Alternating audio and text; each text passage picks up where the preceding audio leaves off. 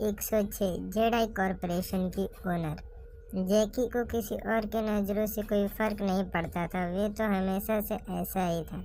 दादाजी ने जैकी को लिए स्नैक्स मंगवाए तो जैकी उसे देखकर ये भूल गया कि उसे अपने बॉस को फाइल देना था। वे तो बिना किसी पर ध्यान दिए ही खाने पर टूट पड़ा। दादाजी दादी माँ उसे इस तरह खाते देखकर खुश थे, वहीं बाकी सब जैकी को देखकर नामे से रिला दिए। वहीं प्रिया तो उसे देखकर गुस्से से उबल रही थी। उसे ईशानी के साथ रहने वाले सभी लोगों से जलन होती थी।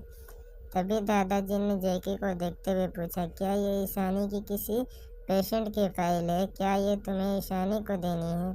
उनकी बात सुनकर जैकी ने खाते हुए बेख्याली में बोला, नहीं तो ये फाइल तो हमारी नई कॉन्ट्रैक्ट की फाइल है। ये फाइल मैम को देनी है, इस पर उनकी साइन चाहिए। उनकी बात सुनकर किसी को समझ नहीं आया कि ईशानी तो एक डॉक्टर है, तो फिर ये कॉन्ट्रैक्ट फाइल कैसी और कैसे डील, और इस पर ईशानी के साइन क्यों चाहिए? पर वहीं दादाजी समझ गए कि ये कोई बिजनेस की डील वाली फाइल होगी, क्योंकि उन्हें और प्रभा जी को पता था कि ईशानी बिजनेस भी करती है। हालांकि उन्हें ये नहीं पता था कि ईशानी ही जेडाई कॉरपोरेशन की ओनर है। वहीं बाकी सब ये जानना चाहते थे कि ये कौन से डील के पेपर हैं जिस पर ईशानी के साइन की ज़रूरत है। सुकेत जी ना चाहते हुए भी पूछे, कैसी डील? का ईशानी को कोई बिजनेस भी करती है? उनकी बात सुनकर जैकी के मुंह से निकल गया, और नहीं तो क्या, मेरी बॉस जेडाई कॉरपोरेशन की ओनर है, तो उनके साइन के बिना कोई डील कैसे हो सकती है? मेरे बॉस के बोले बिना तो वहाँ कोई पत्ता भी नहीं हिल सकता। जैकी की इतना बोल रुक गया। अब उसे रियलाइज़ हो रहा था कि सबके सामने उसने क्या बोल दिया। उसने अपने मुंह पर हाथ रख दिया। ये सब उसके सामने नहीं बोलना था।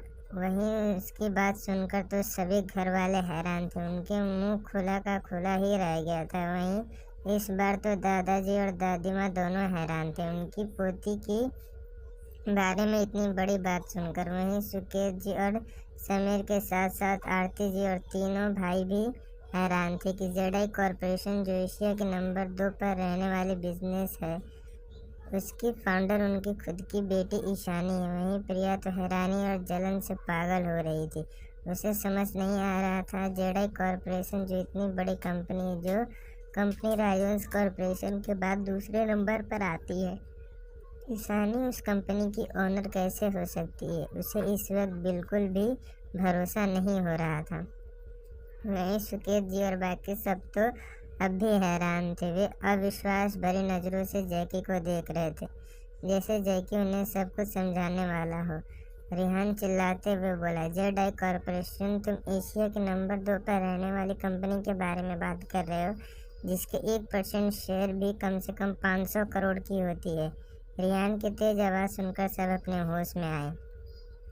ईशानी के बारे में इतना बड़ा सच जानकर सब हक्के बक्के रह गए थे। समीर और दर्शित को तो विश्वास ही नहीं हो रहा था कि उनकी छोटी सी बहन ने इतनी कम उम्र में जेडाई कॉरपोरेशन जैसी इतनी बड़ी कंपनी स्टैब्लिश की है। रिहान की बात सुनकर जैकी ने सबको एक नज़र देखा, फिर मन ही मन सोचा, आज नहीं तो कल ये सच सबके सामने तो आना ही था। तो क्या हुआ अगर मैं अभी बोल दूंगा? तो ऐसे भी मेरी गलती से तो सच बोल दिया है, और अब तो तय है ये लोग सारा सच जानने बिना मानेंगे नहीं, और नहीं इन्हें पूरा सच जाने बिना सुकून आएगा। इतना सोचकर जैकी अपने चेहरे पर एक गर्व भरी स्माइल लाते हुए बोला, बिल्कुल, अब मैं तुम लोगों से क्या ही छुपाऊं। मेरे बॉस इतना महान, उन्होंने तो स्कूल ख़त्म होने के बाद ही जेडाई कॉरपोरेशन को इस्टेब्लिश किया था। बस 3-4 सालों में बॉस ने जेडाई कॉरपोरेशन को एशिया की टॉप कंपनी की लिस्ट में ले आई। बहुत सारे कॉरपोरेशन हैं जो मेरे बॉस के साथ काम करने के लिए लाइन में लगे रहते हैं। अगर जेडाई कॉरपोरेशन के साथ उनकी छोटी सी भी डील हो जाए तो वे भी सारे बिजनेसमैन अपने आप को खुशनसीब मानते हैं। अब मैं क्या ही बताऊं अपने बॉस के बारे में। वे बहुत क्या इंटेलिजेंट और पावरफुल हैं। वे चाहे तो पूरी बिजनेस वर्ल्ड को अपने इशारों पर नचा सकती हैं।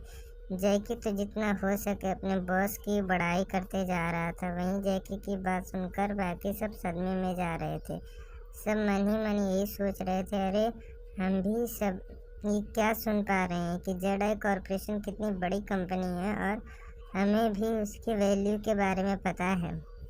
सुकेत जी बस यही सोच रहे थे कि उनकी बेटी, जिसे उन्होंने कभी नहीं अपनाया था, इतने कम उम्र में आज वो एशिया की टॉप बिजनेस वुमेन है। अभी के लिए इतना है दोस्तों, मिलते हैं नेक्स्ट चैप्टर में।